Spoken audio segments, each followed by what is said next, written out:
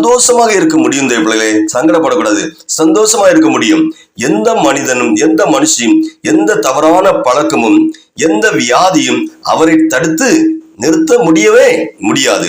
அதே பிள்ளைகளே, ஏமாற்றங்களோடும் தோல்விகளோடும் விரக்தியோடும் வாழும்படி தேவன் உங்களை உருவாக்கவே இல்லை.